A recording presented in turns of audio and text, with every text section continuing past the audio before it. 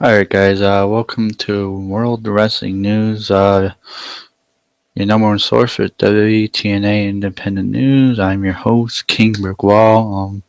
We just came off Impact Wrestling Lockdown pay-per-view, what you call it.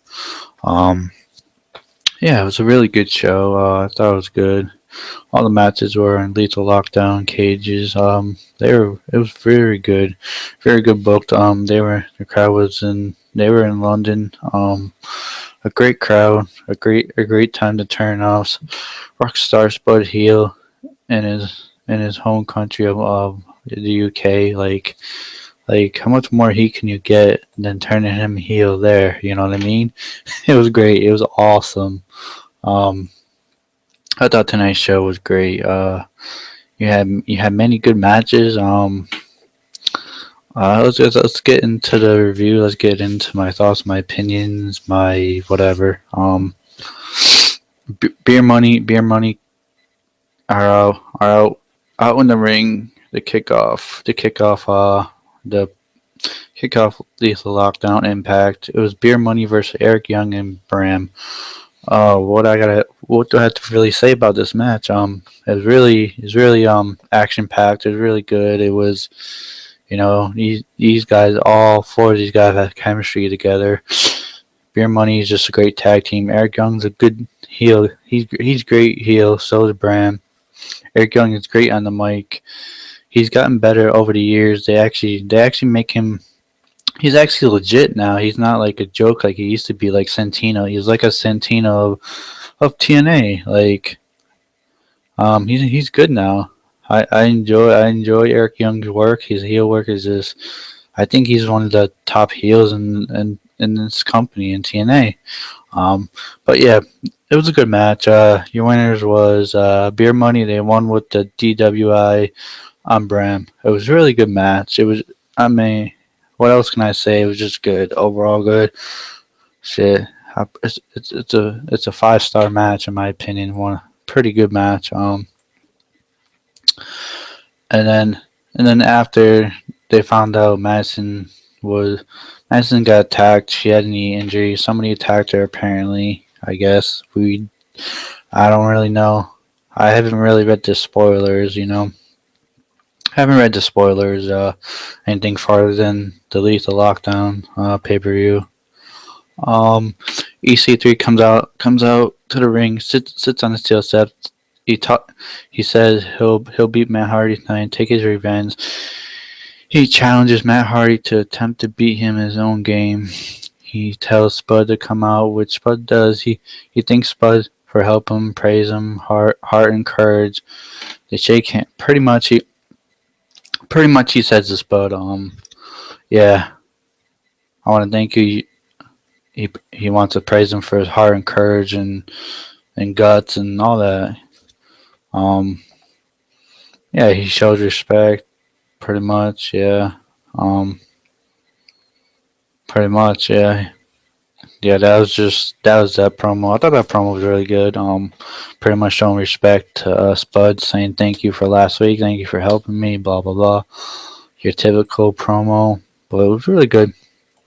Matt Hardy right by and Titus comes out. Matt Hardy orders Spud not to get involved tonight, or Matt will destroy his career. Matt says he'll crush Carter. Carter doesn't seem to worry.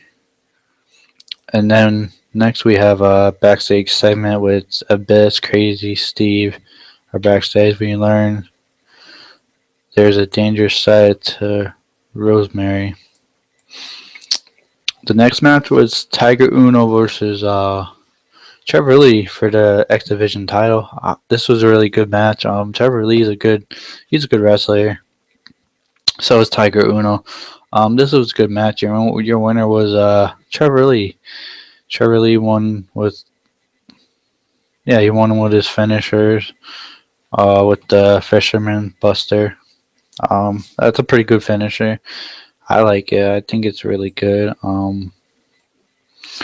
Next we have I think it was a backstage segment with Maria and Gail Kim. Maria trashes Gail. Gail wants her to fight and prove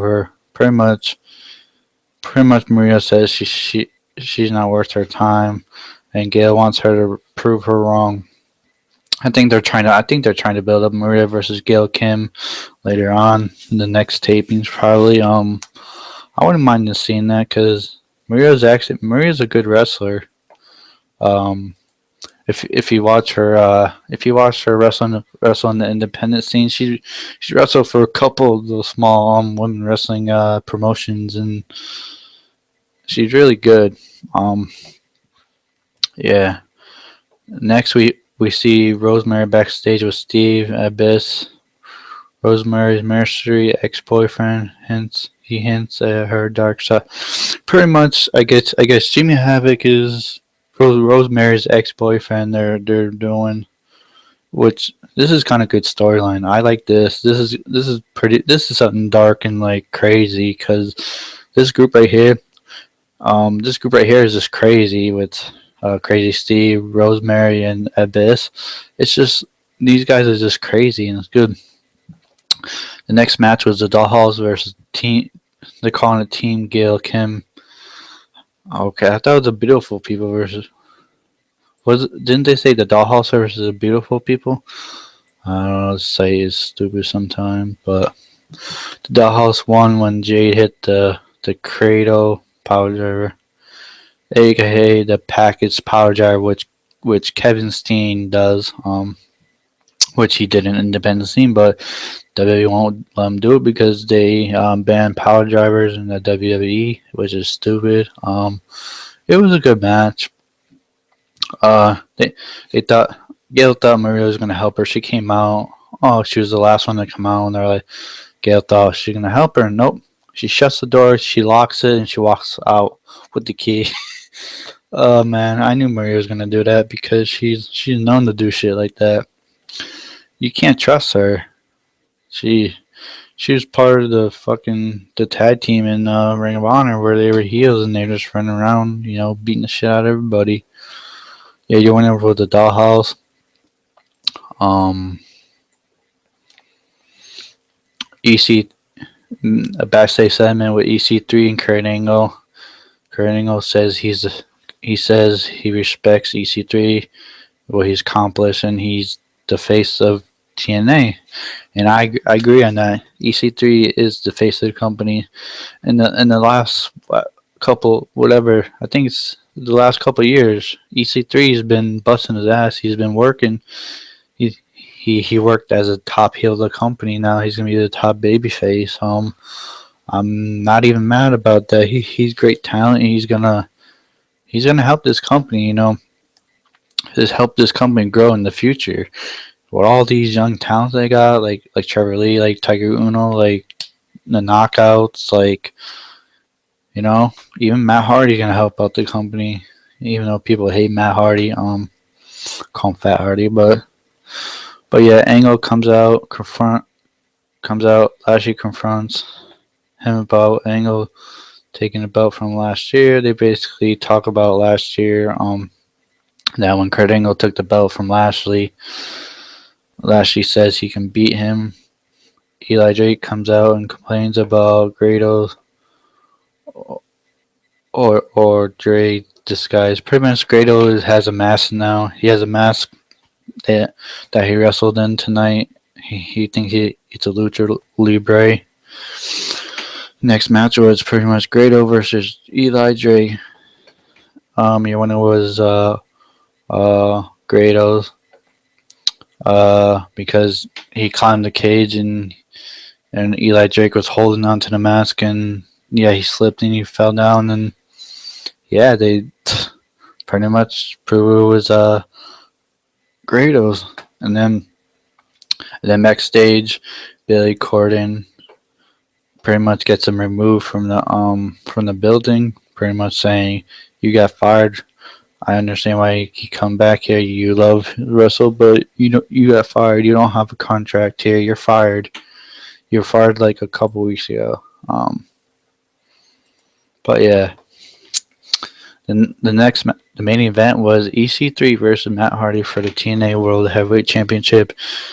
All these matches were all lethal lockdown cage matches. Just to let you guys know. I thought it was a really good match. I thought it was a good match. You had Titus try to interfere, but EC3 pretty much handcuffed him to the ropes, and then Matt Hardy him just went at it. He hit him with a twist of fate. He kicked out, and then he took the chair and he did another one.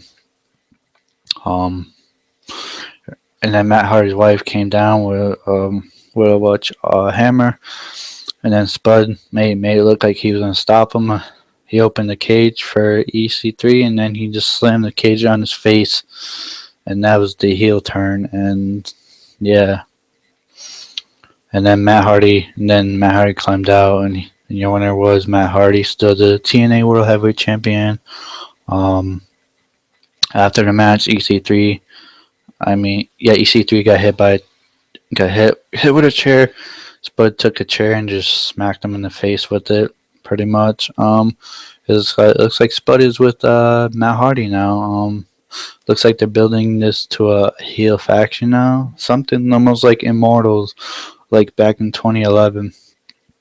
But this one's just Matt Hardy, no Jeff Hardy. I